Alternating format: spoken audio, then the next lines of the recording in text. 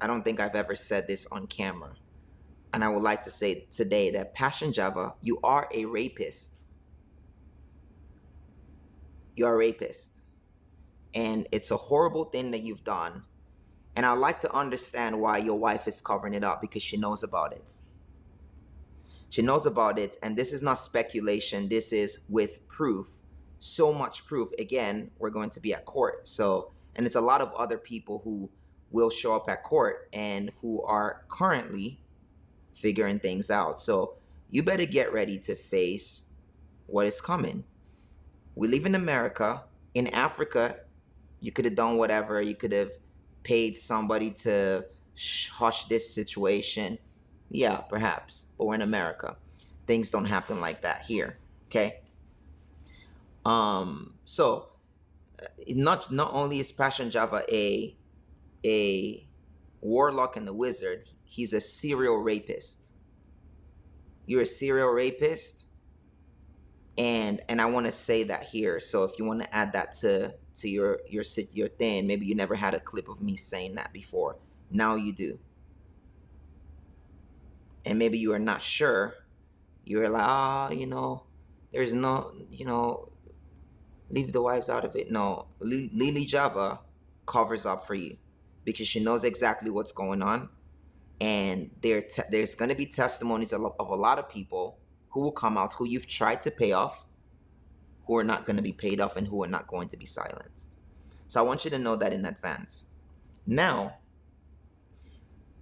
before I go into this, I want to talk about my wife. I want to talk about my wife's involvement. Throughout my years in deception, I'm going to tell you one thing my wife did for me. She prayed for me. A lot of things she didn't agree with. And she let me know. She was vocal about the things she did not agree with. Okay. And even when I was going through it, in the period between when I would even hide things from her, she will come and she'll pray for me. Okay. And I've said this before. I believe that if the wives are clean, it'll be easier for the husbands to become clean. But if you have a wife that hides your sin, it'll be very difficult for the husband to come clean, because now the husband has someone that enables him.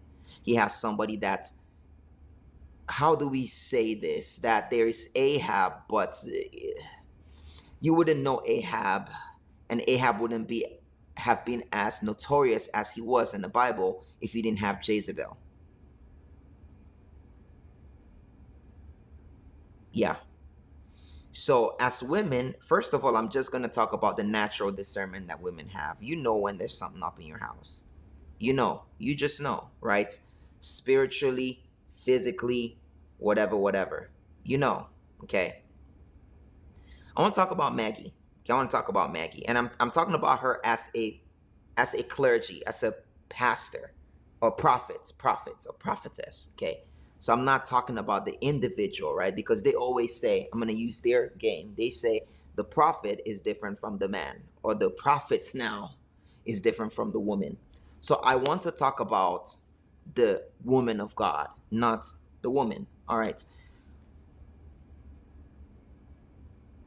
One of the things about the story between how they got together while, Lovey was married or whatever, is that his prophetess will have dreams about him. And somehow he interpreted those dreams to, oh yeah, you know what it means, right? While you are. So however you spin the story, you're still married. However you want to spin this, okay? Instead of correcting the person, you proceed to enable the spirit of perversion. So this person is having dreams that's you're their husband or whatever, and you encourage it. And then fast forward, you guys are a thing, right? And I don't know how she started off or whatever. But one thing I know is that I've said this before, like, she had come to me on multiple occasions to complain about him, which a lot of the things I'm not gonna say.